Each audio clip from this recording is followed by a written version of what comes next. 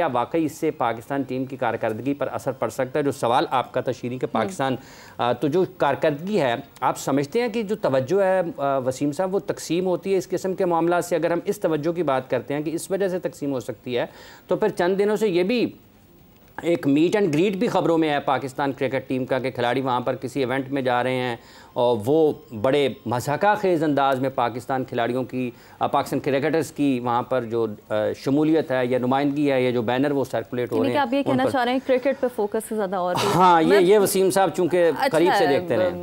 देखिए टीम इकट्ठे डिनर करती है या कोई इस तरह की एक वीडियो शायद जो आई हुई है, वो तो चलें एक टीम की एक्टिविटी है, वो आपको समझ आती है कि ऑब्वियसली खाने तो जाना ही है, इकट्ठे चले गए तो उसमें क्या है। दूसरा आई थिंक जब एक एनवायरनमेंट, लेकिन वो कमर्शियल एक्टिविटी का अगर नाम दिया जाए उसको, अब वो आई थिंक वीडियो वो कमर्शियल एक्टिविटी की नहीं है, शायद वो दूसरा कोई इवेंट था, लेकिन वो थोड़ा सा उस पर मुझे भी एतराज़ है कि क्या ये टाइमिंग सही है कि चंद दिन रह गए आपके वर्ल्ड कप स्टार्ट होने में, और दूसरा ड्यूरिंग द वर्ल्ड कप क्या ज़रूरत है आपको इस तरह की कि मतलब I don't know, commercial value भी तो कोई बहुत मतलब नहीं, 20-25 $25 के आप वो टिकट शिकट जो भी आपने रखे हुए हैं उसके ऊपर वो कर रहे हैं, तो may be that was unnecessary.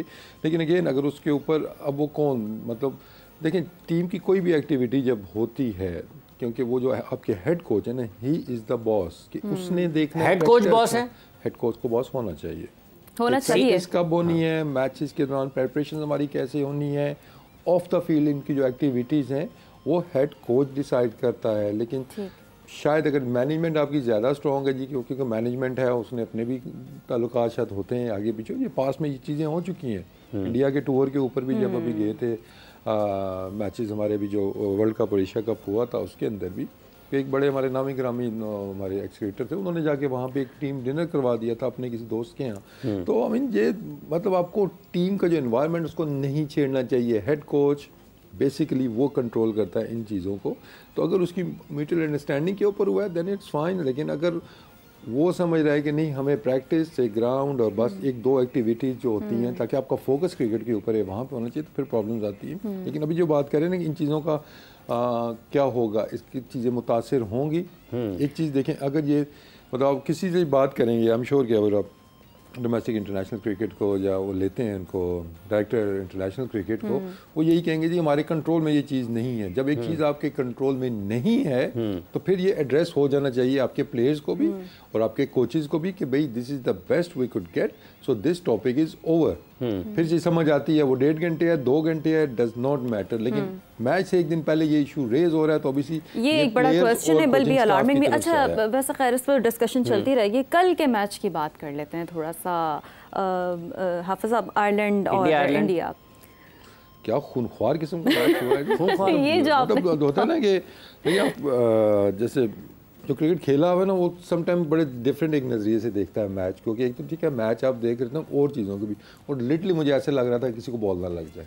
कल जब आयरलैंड तो लिटरली डर के आउट हुए हैं, वो उतर के वो खेल रहे थे और आपको लग रहा था यार आगे बॉल करी पीछे ना करी, इसको लग ना जाएगी बॉल ना, तो उस तरह का पिच था। तो very poor show from ICC. अच्छा ये बड़ा एक वैसे इंटरेस्टिंग फैक्टर है और ये क्वेश्चनेबल भी है फिर पिचेस को लेकर।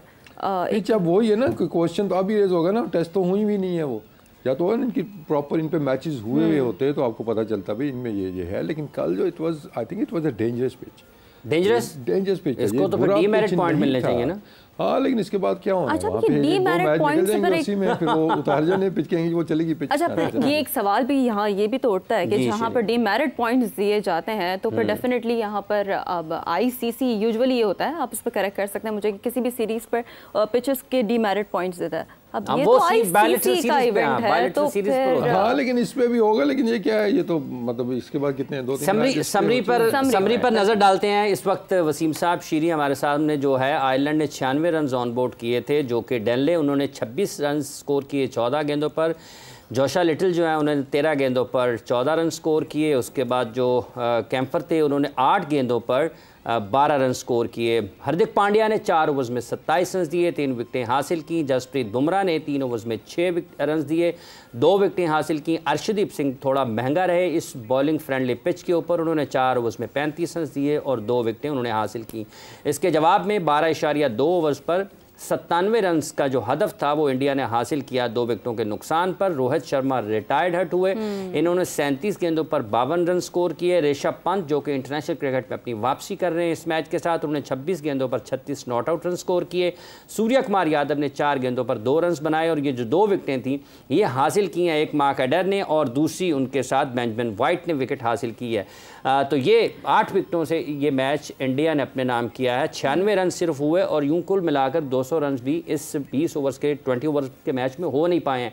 इसमें सबसे अहम जो रहा वो वसीम साहब पिच का रवैया था जिस पर आपने कहा देखने को कितना सिंपल लग रहा है। आप स्कोर कार्ड देखते हैं जी, आसानी से छोटी टीम है वो तो 96 पे आउट होगी, बड़ी टीम आई 8 विकेटों से मैच जीत गई, 8 ओवर पहले जीत गई। इस बीच में जो खूनख्वारी हुई है ना कि जो बॉलें जिस तरीके से जा रही थी, आई थिंक ये एक सीरियस मसला है कि इतना बड़ा एक इवेंट चल रहा है। अच्छा, नॉट ओनली कि फास्ट बॉलर्स ने काफी शुरू में इंडिया को जो वो कह सकते हैं तिगनी का नाच नचाया, लेकिन यहाँ पर सवाल तो ये है कि मैच में ही हर बॉलर ने ही तिगनी का नाच नचाया है। और अगर रोहित शर्मा ने भी 52 रन किए हुए हैं तो उसने कुछ 4 बॉलें खाई हुई हैं, रिटायर्ड होके वो गया। स्पेशली विराट कोहली को 1 रन पे घर भेजा, तो फिर वही वाली चीज है ना कि फिर यहाँ पर कितना ज्यादा एक ये फैक्टर आ जाता है कि अगर ये कांस्टेंट होते संभाल लेते अपनी पोजीशन तो फिर इंडिया के लिए कितना था। देखिए बात वही है कि पहले तो हम अगर पिच की अगर हम बात कर रहे हैं ना कि देखें, एक तो होता है ना कि बुरा पिच कि लो स्कोरिंग पिच है, इसके ऊपर ना ये it was close to dangerous pitch, ये सेफ नहीं था प्लेयर्स के लिए कि एक ही लेंथ से बॉल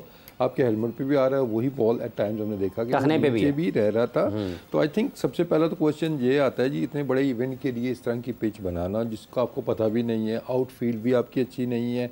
और जो एक और वरिंग साइन होगा कि इंडिया का मैच तो वो कहते हैं ना चांद पे भी हो जाए तो वो भी स्टेडियम फुल होगा। कल चंद लोग बैठे ये मैच देख रहे थे, आपका उसकी टाइमिंग क्या है, दिन कौन सा आपने चूज़ किया, फिर आपने जो फैसिलिटीज़ दे रहे हैं, तो हमें फिक्र इंडिया उनके मैच की नहीं है जी, बस ठीक है। लेकिन ये है कि एज ए क्रिकेटर मैं कह रहा हूँ कि किसी को भी लग सकता है, किसी को भी ये लग सकता है। और रोहित रिटायर्ड हट भी हुए ना कल। अगला मैच हमारा इसके ऊपर मैच है और उसके अंदर भी अगर ऐसा ही पिच होता है तो खुदा न ख्वास्ता हमारा कोई मेन प्लेयर इंजर्ड। अच्छा वसीम साहब एक बात मुझे बताएं, एक वक्फा ले लें, बहुत जरूरी है। बड़ा काम भी आपने आपके लिए एक वक्फा ले रहे हैं, वक्फे के बाद आएंगे और फिर इंडिया पाकिस्तान के मैच पर भी बात हो रही है, उस पर भी आगे बात करेंगे। लेकिन 2 मैचेस और भी खेले गए हैं जो कि ऑस्ट्रेलिया ने भी अपना एक मैच जीता है।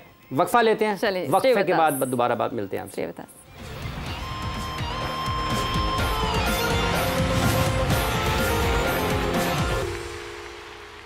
वेलकम बैक जी, प्रोग्राम जोर का जोड़ में एक बार फिर हम हाजिर हैं। और जैसे कि इससे पहले वसीम साहब बात हो रही थी इंडिया आयरलैंड मैच की, और जैसे कि हम कंडीशन से बात कर रहे हैं तो यकीनी तौर पर इंडियन टीम मुसलसल न्यूयॉर्क में ये इनके मैचेस चल रहे हैं, कंडीशन से वाबस्ता है।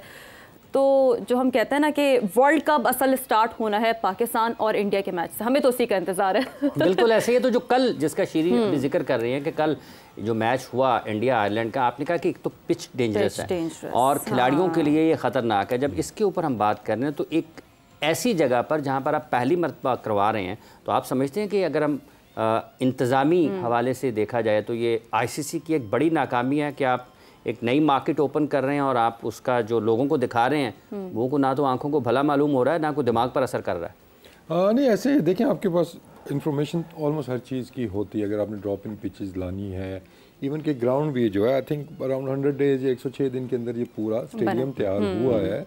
तो दैट मीन्स कि आपके पास टेस्टिंग का टाइम नहीं था कि उसके ऊपर कुछ मैचेस होते या कुछ प्रैक्टिस वगैरह ऐसी होती कि आपको आइडिया हो जाता।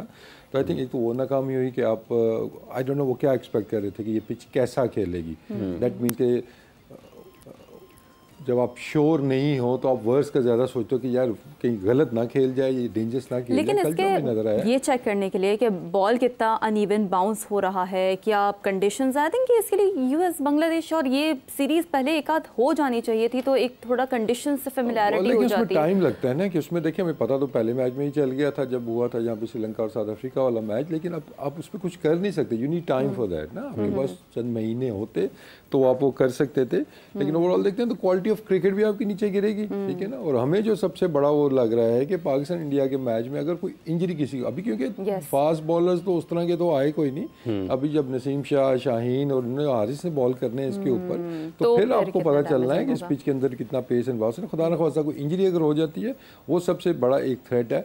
लेकिन अगर हम दूसरी तरफ देखते हैं तो क्रिकेट थोड़ी सी इससे बेहतर एटलीस्ट आयरलैंड की जानिब से हो सकती थी कि उन्होंने तो बिल्कुल ही हाथ खड़े कर दिया ना कि इस पिच पे हमने तो खेलना ही नहीं है, वो तो जो आ रहा था। अच्छा, लेकिन हमने ना सबसे ज़्यादा डर तो ये जो आपने कहा ना कि हाथ खड़े कर दिए, तो हमें सबसे ज़्यादा डर पाकिस्तानी टीम से लगता है कि जी वो थोड़ा सा प्रेशर हो और पाकिस्तानी टीम ना लड़खड़ा जाए। आज सोहेल तनवीर साहब भी हमें ज्वाइन कर चुके हैं, तो उनसे भी बात कर लेते हैं।